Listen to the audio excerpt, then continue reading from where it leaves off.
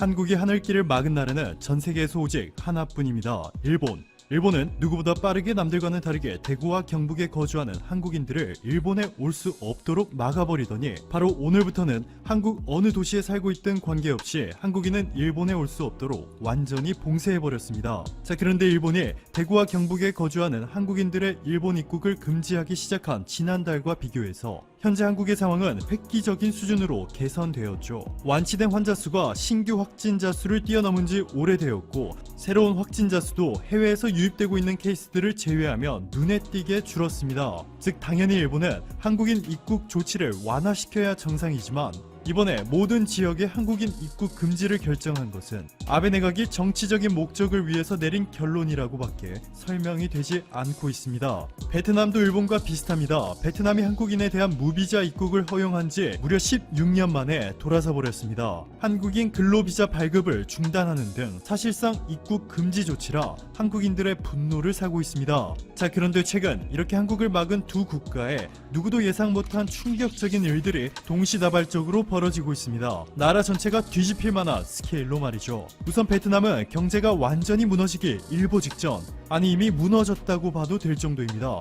경제가 망했다는 표현은 웬만하면 쓰지 않는 강력한 표현인데, 특히 부동산 시장이 갑자기 폭락해버리면 경제가 망했다는 표현이 매우 적절합니다. 대부분의 국민들이 은행에서 대출을 해 집을 사고 매달 꼬박꼬박 이자를 갚아나가고 있는데, 집값이 폭락해버리면 대혼란이 오겠죠. 일반적으로 짧은 기간 안에 집값이 10% 정도만 빠져도 국민들은 패닉 상태에 빠지게 되는데, 현재 베트남은 절반으로 쪼그라들었습니다. 특히 한국인 관광객 비중이 55%에 육박했던 지역인 다낭이 상당히 심각한 상황인데요.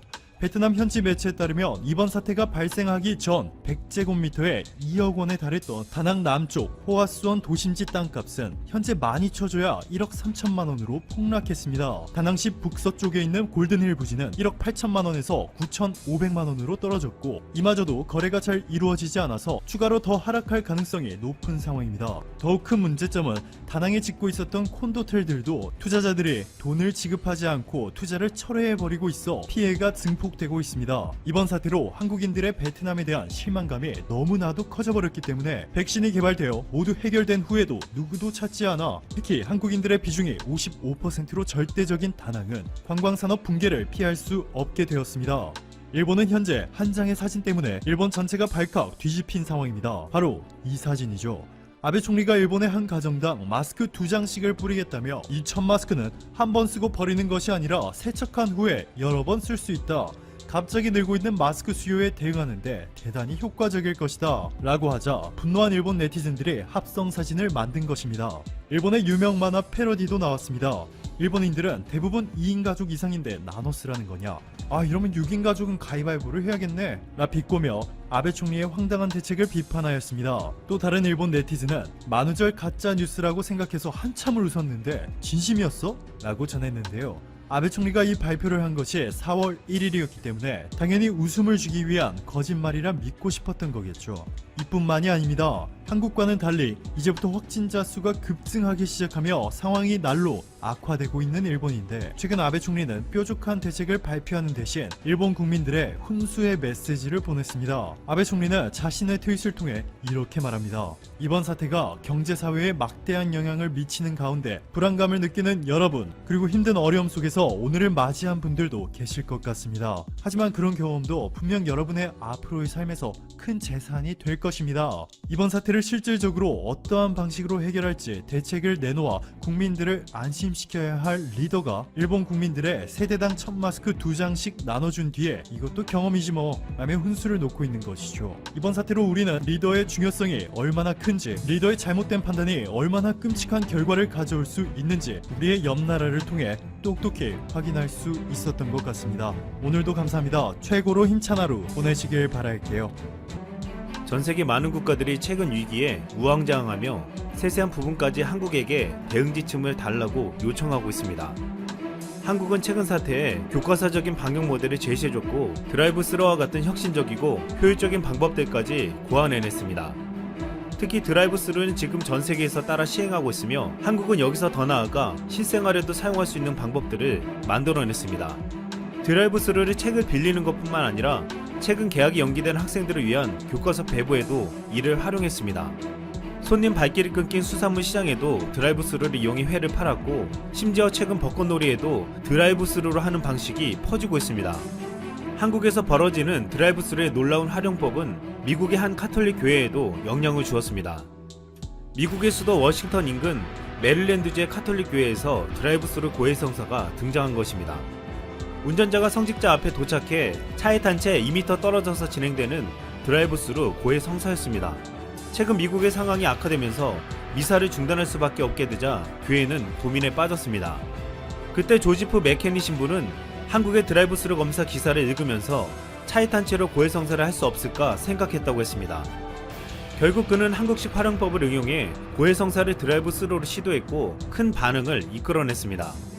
한국은 대응 초기부터 확진자의 이동 경로와 정보를 알려주는 동선 추적 앱을 만들었고, 이후 마스크 재고를 쉽게 파악해서 편리하게 살 수 있는 앱 등 민간 차원에서 다양한 어플리케이션을 만들어 활용했습니다.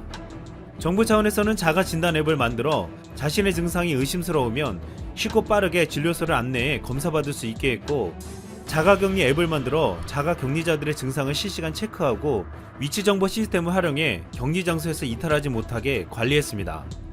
현재 상황이 악화되는 각국들은 한국이 공공데이터를 개방해 애플리케이션으로 효과적으로 대응하는 것을 보고 이를 따라 개발에 나섰습니다. 이탈리아는 지난달 31일 각 분야 전문기술가 74명으로 구성된 대응 전담팀을 꾸려 가장 먼저 한국형 동선 추정용 스마트폰 앱 개발에 나섰습니다. 현재 발효 중인 봉쇄 정책에 더해 광범위한 검사와 감염자 정밀 추적 격리 등을 한국이 시행하는 앱으로 하겠다는 것입니다. 지난달 27일 트럼프 대통령도 브리핑 중 애플이 증상을 자가 검진할 수 있는 앱을 내놓았다고 소개했습니다. CNN에 따르면 애플은 한국처럼 공공기관과 협력해 앱과 웹사이트를 개발했다고 보도했습니다. IBM은 지난달 30일 인공지능 왓슨과 분석 툴을 기반으로 최신 정보를 제공하는 무료 앱을 제공한다고 밝혔습니다. 아직까지 미국에서는 유럽처럼 개인정보 보호 때문에 동선을 추적하는 앱을 만들고 있지는 못하지만 최근 사태가 악화되자 미국 국민들은 한결같이 한국과 같은 앱을 만들기를 바라고 있습니다. 지난달 31일 미국인 여론조사 결과 정부가 확산을 막기 위해 휴대전화를 통한 위치 추적이나 공공장소에서의 의무적인 건강검사 같은 보다 공격적인 조치들을 취하는 것을 지지하는 것으로 나타났습니다. 미국인의 71%는 감염된 것으로 의심되는 사람이 근처에 있을 경우 잠재적 노출에 대한 경고를 받기 위해 자신의 모바일 위치 데이터를 당국과 공유할 용의가 있는 것으로 조사되었습니다. 또한 65%는 이웃이 감염이 됐는지 여부를 확인할 수 있는 공공 데이터베이스를 지지하고 있고, 84%는 해변이나 공항 같은 공공장소에서 의무적으로 건강검사를 실시하는 것에 찬성했습니다.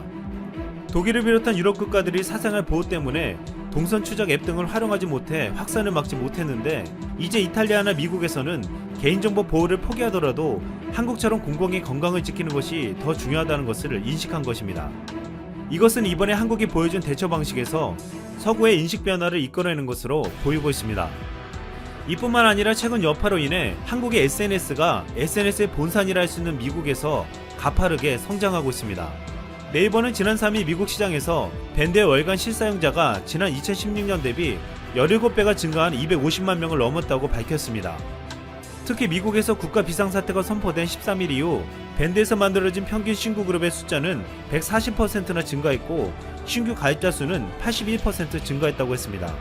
네이버 측은 최근 사태로 인해 미국에서도 비대면 중심의 원격 근무, 원격 수업 등이 확산되면서 밴드가 리모트 커뮤니케이션 툴로 주목받고 있다고 말했습니다. 페이스북, 트위터, 유튜브 등을 전 세계에 퍼뜨린 미국에서 한국형 SNS가 확산되는 것은 그만큼 최근 한국에 대한 신뢰도가 높다는 것을 보여주고 있습니다.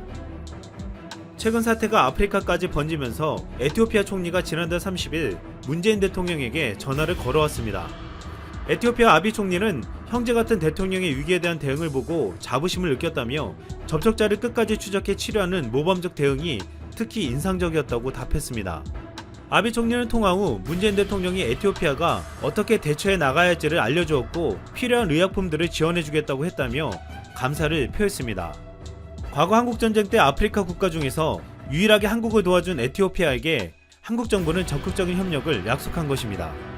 문재인 대통령은 에티오피아가 아프리카 대륙의 항공허브로서 중요한 만큼 앞으로도 아프리카 지역에 거주하는 우리 국민이 에티오피아를 경유하여 귀국할 경우 어려움이 없도록 총리가 각별한 관심을 가져달라고 요청했습니다. 이에 아비 총리는 언제든 한국이 도움을 청하면 남수단뿐만 아니라 다른 나라에서의 철수도 돕겠다고 답했습니다.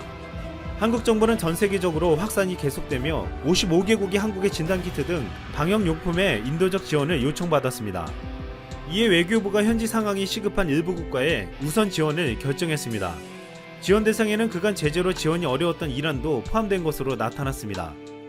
한때 한국과 긴밀한 관계를 유지했던 이란은 미국의 제재로 인해 한국과 불편한 관계가 되었지만 이번 위기에서 한국 정부가 먼저 손을 내민 것입니다. 외교부 관계자는 이란에 대해 200만 달러 상당의 인도적 지원을 제공할 예정으로 진단키트 외에도 각종 검사기기들을 이번 주 중 수송할 예정이고 추가 지원도 계속할 것이라고 전했습니다. 정부 관계자는 이란뿐만 아니라 아시아와 중동, 아프리카, 중남미 국가 중 14개국에 대해 600만 달러의 인도적 지원을 먼저 전달하겠다고 했습니다. 한국은 지금 전 세계 국가들에게 모범적인 방역 대책을 제시해 주었고 어려운 나라들을 힘써 도우며 선진국의 리더십을 보여주고 있습니다.